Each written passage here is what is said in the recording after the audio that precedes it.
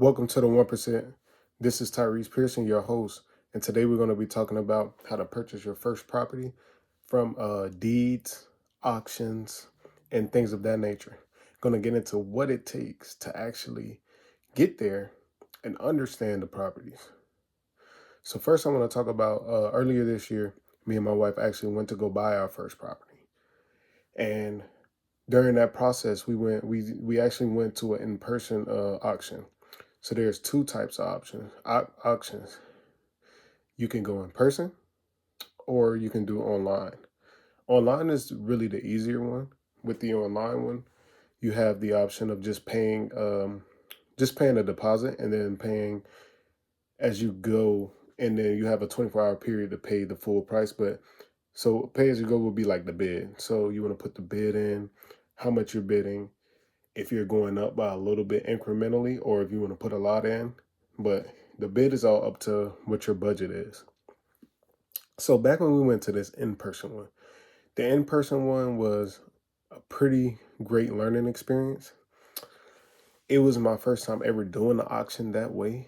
And so it was just a learning experience. We went in there and we had a property that we actually liked a lot.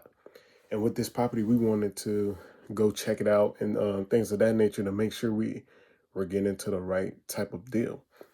So the night before we went to my aunt-in-law's house, stayed there. She stayed about 30 minutes out, 30, 40, and we stayed about 2 hours. So we stayed over there and made it easier for us to get up, go do some more studying, some more research, note taking, writing down. And all of this was really good for us, even if we didn't get the property, because we understood the things we needed to do to get to where we need to be.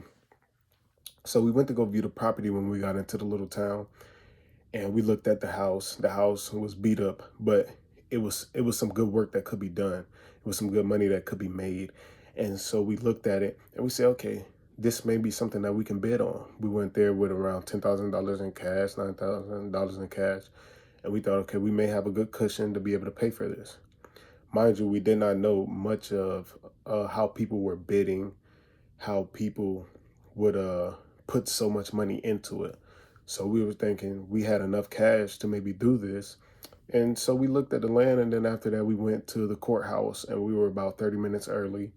Started around like 9:30, 10ish. And when we got there, we said, okay, let's go in here, let's go speak with them, ask them the process. So we went in, the lady told us people start to show up around the time that it starts. You could put your deposit in, and if you like a property, you can put your deposit in. Or at in-person auctions is a little bit different. So what they would do is, if you actually won the bid, you pay then, so that they're not holding everyone's money. With a computer system, it's a bit different, but with that, you put the bid in, and then, well, after you win, you will put the bid in, and you will have your deposit going. So once your deposit going, you could pay it all then, or you have the 24-hour time period to pay it all together then.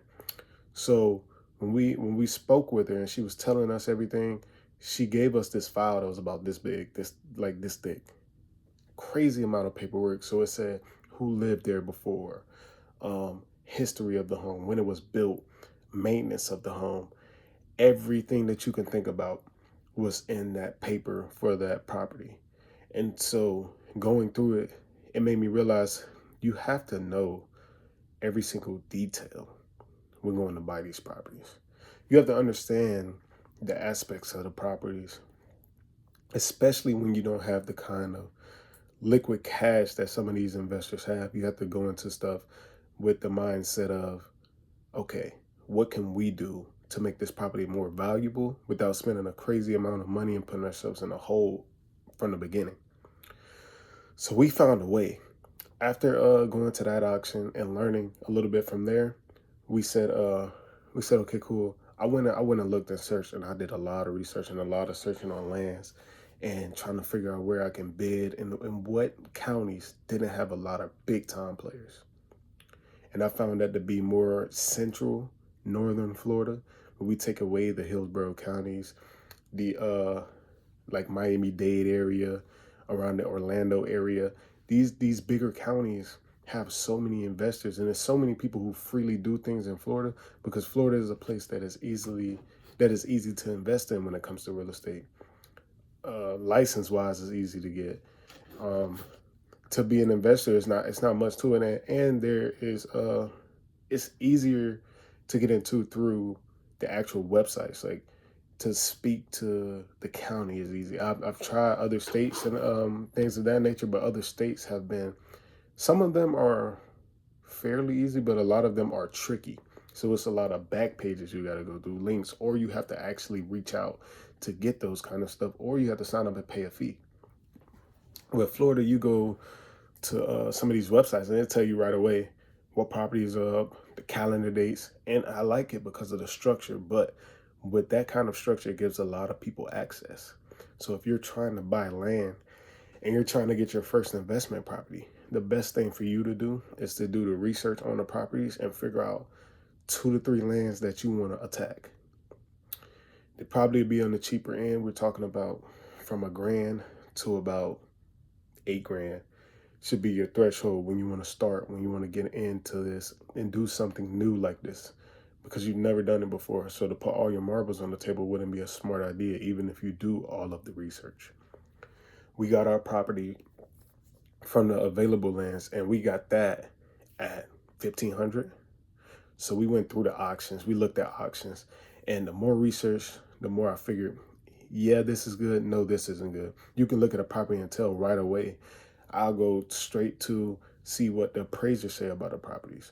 What is the acreage of the property? Can this property be accessed? What is the land code for the property? All of that type of stuff matters when you're speaking about buying a specific property. Because what you will see in auctions a lot, or you would go to buy these properties and you will see that it's the same companies that default on the taxes. And why is because they bought these properties and they can do nothing with them. So you may get a landfill property, or you may get a property that has inaccessible tracks. Your best bet is to get a property that is residential. Residential properties are the most valuable to me. Me and the way we invest in residential are the most valuable because we can put a home there, mobile home, trailer home. We can even use it for things like to store cars or trailers, truck and trailers, all of that type of stuff. You can rent it out. But because when you're talking about residential, it's such a necessity and such a need in today's market that people are more willing to invest with you or help you build, because that is something that they can see as value in it. Or as to, you're talking about a landfill, it's hard to find people who know exactly what to do with that. Farmland, it's hard to find people who know exactly what to do with that. Secluded lands that are in the middle of other lands that you can't even access, it's hard to find people who know what to do with that. So you have to understand what exactly you're doing as a first-time investor.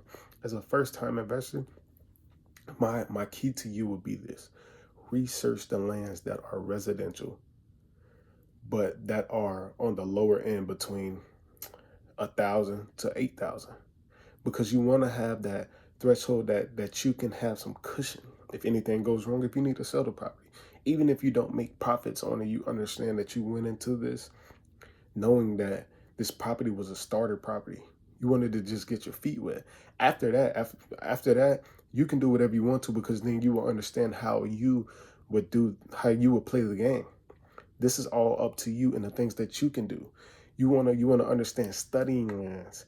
You want to make sure that you're studying the things that could come up with this land. Is it in a flood zone? Especially in Florida, after the hurricane, you see that some of these properties are susceptible to floods, even if they're not in flood zones. So you got to understand, if is this a lower land or is this a hill?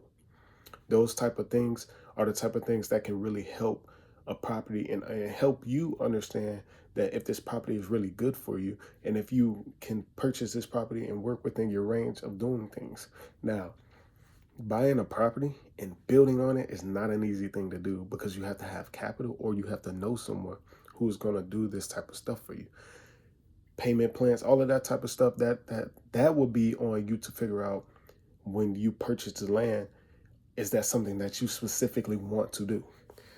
See, what we're doing is we bought the land already, and we're looking to probably like store cars or something like that from auctions there and then sell those, because the land right now is valuable for that, but it's a residential property. So we can also put a mobile home or things of that sort on it. And I want to say to you, understand what exactly you're looking for when you go to view these properties, when you go to these auctions, because there will be a lot of options. There will be a ton of options. There will be homes. There will be land. It could be anything, because it ranges from all things that have the that are tax deeded properties. So you have to understand, when you go in to look at something, know exactly what you want out of it. And you can't go into the auction thinking that you can bid on everything. Bidding on everything will get you nothing. And at times you can buy the wrong property. There's been cases where people have bought pieces of sidewalk. People have bought small pieces of land that is like your front yard. So you have to understand, when you're going to buy these properties, nobody is going to tell you what is wrong with this property and what is not wrong with this property. That is not their job. The research is completely on you, and you have to dive deep into this research. This isn't surface level research, because you can look on Zillow and see an address, especially for a land. The land is the most trickiest, because sometimes it doesn't have a physical address. It just has a lot number. So you can look up this on Zillow or realtor.com and you will see this beautiful place and all of this stuff. But you go actually look at the appraiser and see that this property is smaller than what you think, and it's a piece of the sidewalk. So now you're purchasing this and you have no use for it.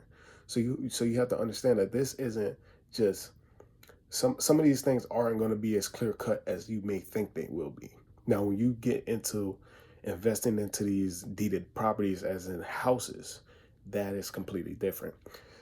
Up front, those would look almost the same as they would like Zillow and all of this type of stuff, depending on when the pictures were taken and all of that type of stuff. You still want to do your research and dive deep into it. But when you're talking about lots are hefty and different to do, because they it comes with a process.